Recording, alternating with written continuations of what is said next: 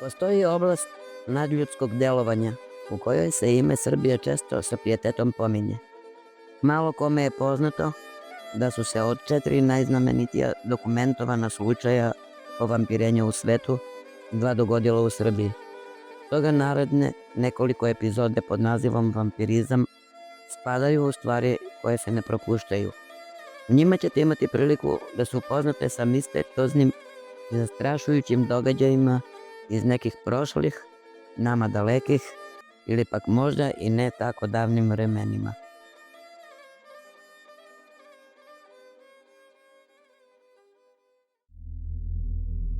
Postoje priče, legende, svedočenja iz druge, treće ruke koju smo svi mi bar jednom u životu čuli.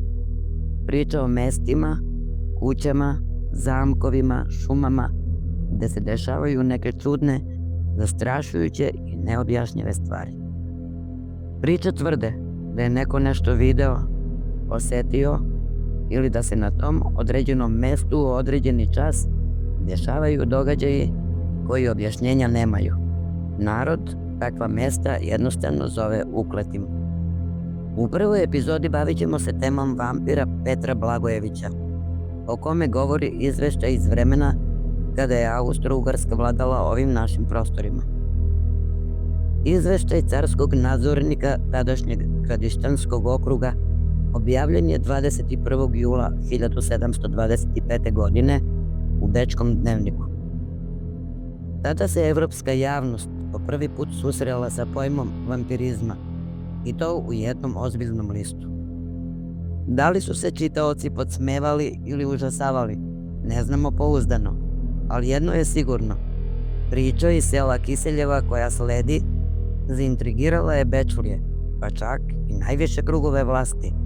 Sigurno je i to da je tada srpska reč vampir najpre ušla u nemački, zatim u francuski, a potom i u sve evropske jezike. U nastavku vam prenosimo priču o prvom dokumentovanom slučaju vampira u svetu, koji se dogodio baš na ovim našim prostorima. Naime, vampir koji se zvao Petar Blagojević živo je svoj pravi i svoj drugi vampirski život u selu Kiseljevo nadomak Požarevca. Iako se događaj desio davne 1725. godine, mnogi meštani Kiseljeva čuvaju uspomene na ovaj događaj i danas. U nastavku vam prenosimo priču o događaju iz 1725. godine koju je zabeležila Austrijska vojna uprava i izveštaj hitno poslala za Beč. U selu Kiseljevo, u Gradišćanskom okrugu, 10 nedelja nakon smrti podanika Petra Blagojevića, sahranjenog po rašanskom običaju, umrlo je 9 osoba u roku od 8 dana, kako mlađih, tako i starih. Svi su umrli nakon 24-časovne bolesti i javne izjave da im se na samrtničkoj postelji u snu javio maločas pomenuti pre 10 nedelja preminuli Petar Blagojević, koji je na njih legao i davio ih, te su nakon toga ispustili dušu. Ostali podanici u selu bili su veoma uznemireni, posebno nakon što je žena Petra Blagojevića napustila mesto i otišla u neko drugo selo. Prethodno je izjavila da joj je muž dolazio i tražio opanke. Kako se kod takvih osoba, koje nazivaju vampirima, moraju javiti različiti znakovi, kao na primer neraspadljivo telo i koža, te da im rastu kosa, brada i nokti, podanici su se jednoglasno odlučili da otvore Blagojevićev grob da bi vidjeli da li su i kod njega prisutni pomenuti znakovi. Stoga su se obratili meni, izložili gore navedeni slučaj i zahtevali da zajedno sa tadašnjim popom i sveštenim licem prisustvujem uviđaju.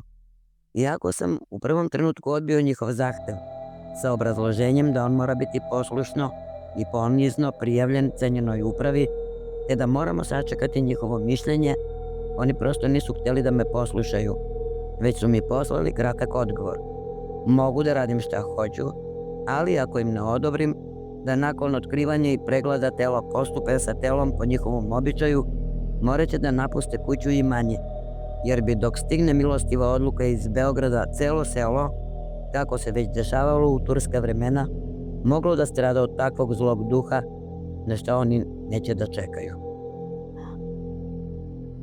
Budući da ih nisam mogao ni lepim rečima, ni pretnjama odvratiti od njihove odluke, zaputio sam se u Kiseljevo sa gradištanskim popom. Pregledao već otvoreni grob Petra Blagojevića i svedočeći po apsolutnoj istini otkrio sledeće. Sa tela i groba se nije širio nikakav miris, karakterističan za mrtvaca. Telo, osim nosa, nešto utonulog, bilo je potpuno sveže. Kosa i brada, čak i nokti, nakon što su stari otpali, porasli su. Stara koža, koja je bila pomalo beličasta, bila je zguljena, a nova se pojavila. Lice, dlanovi, stopala i celo telo ni za njegovog života nisu mogli biti u savršenijem stanju. U ustima sam mu, ne bez zaprepašćenja, otkrio malo sveže krvi, koja je po opštem iskazu potiče od onih čiju je krv pio. Sve u svemu, bili su prisutni svi pokazatelji koje takvi ljudi, kako je već gore navedeno, treba da imaju.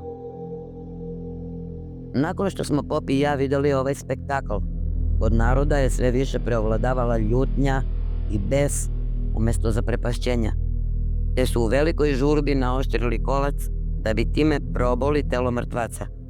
Zaboli su ga u srce, nakon čega je potekla gusta, sveža krv čak iz uši i usta. Bilo je i drugih divnih znakova, koje ovde zaobilazim iz velikog poštovanja.